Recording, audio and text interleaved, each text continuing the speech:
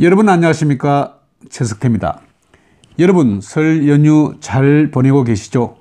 오늘이 설 연휴 마지막 날입니다. 오늘은 여러분께 엉터리 설 연휴 민심조사는 어디에서 구한 것인지, 민주당의 이런 판단이 얼마나 잘못된 것인지 제발 깨닫기 되길 바란다는 내용으로 전해드리겠습니다.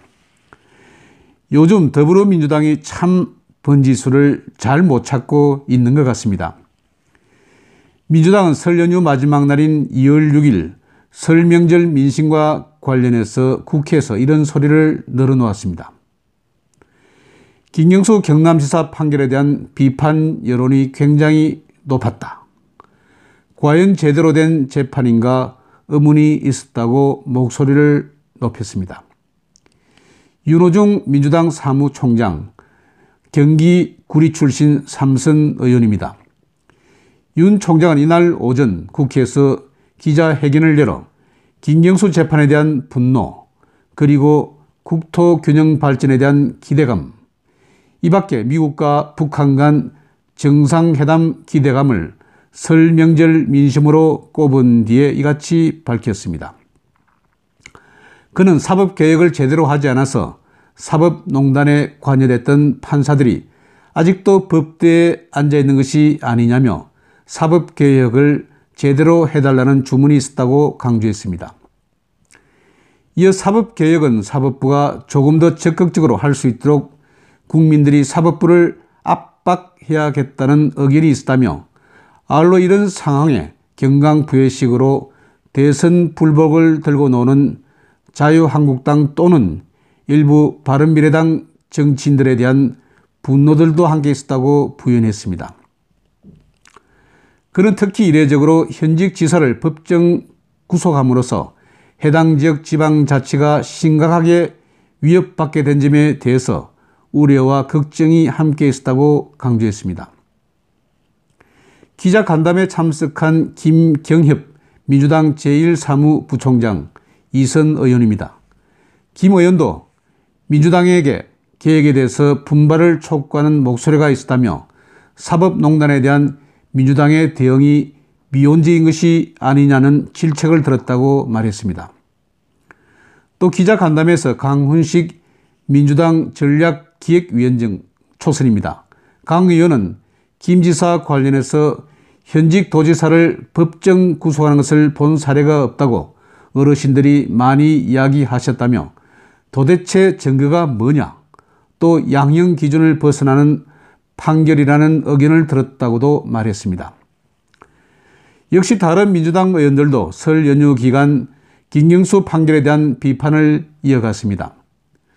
송영길은 지난 4일 페이스북에 김경수 경남지사에 대한 성창호 판사의 판결문 분석 비판이라는 글을 올리고, 김 지사에 대한 유죄 판결과 법정 구속은 판사의 경솔함과 오만, 무책임과 근한 남용이라고 적었습니다. 박범계 의원 역시 자신의 페이스북에 같은 날 글을 올려 1심 판결의 사실관계 인정에 대한 시비는 차치하고 법정 구속 사유인가라는 의문이 크다고 말했습니다. 같은 당 박영선 의원도 유튜브에 올린 동영상을 통해서 김 지사 구속 때문에 논란이 많은데 상인들 10명 중 6명 정도가 보복세이고 감정이 들어간 판결이라고 답했다며 간접적으로 판결을 비판했습니다. 박영선은 국회에서 사법개혁 방안을 논의하는 사법개혁특별위원회 위원장입니다. 그런데 저는 말이죠, 여당 의원들이 도대체 어디에서 이런 민심을 수렴했을까요? 정말 궁금합니다. 어디 시장통이나 길거리, 아니면 음식점, 대학가에서라도 여론 청취를 한번 해봤는지 궁금합니다. 제 주변에는 아주 시원한 판결이 났다고 그렇게 말을 합니다. 미친 말처럼 제멋대로 나가는 문재인 정부에 대해서 좋은 일침을 줬다며 재판부에 대해서 외려 많은 칭찬을 하는 분위기였습니다. 특히 성창호 부장판사의 경우 이전 박근혜 대통령 재판 때 국정원 특별활동비 재판에서 징역 6년과 추징금 33억 원을 선고한 사람입니다.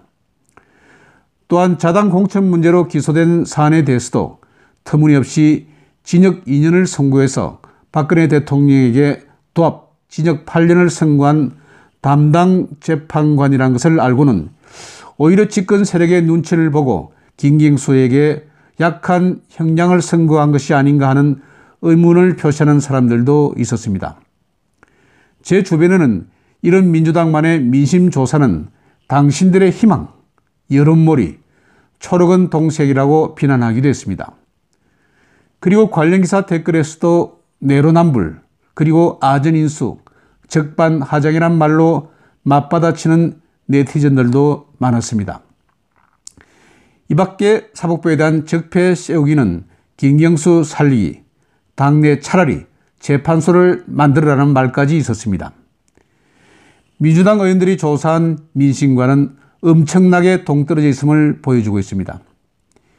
김경수 일병 구하기가 자칫 민주당 전체를 위기로 몰고 갈 수 있음을 지적하는 목소리를 보여주고 있습니다.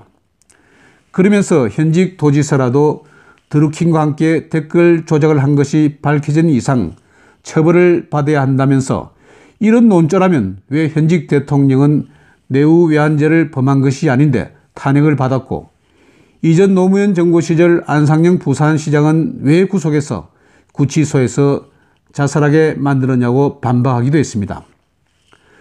한편 윤 사무총장은 정부가 국가균형발전 프로젝트에 대해서 예비타당성 조사, 즉 예타를 면제한 것에 대한 당위성도 강조했습니다.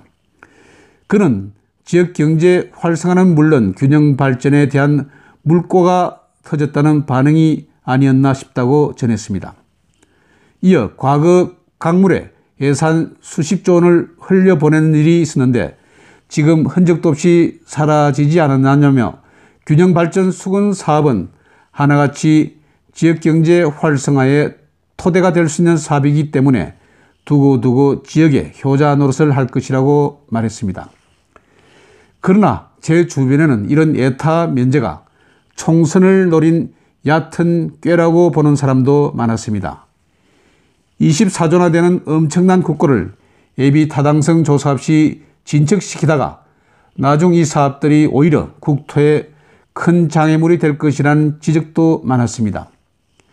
무안공항 등 호남 지역에 중복 투자된 여러 공항들의 신뢰에서도 이런 점을 쉽게 알 수 있다고 말하는 시민들도 많았습니다. 세금 퍼붓기가 될 것이라는 그런 사람들도 많았습니다.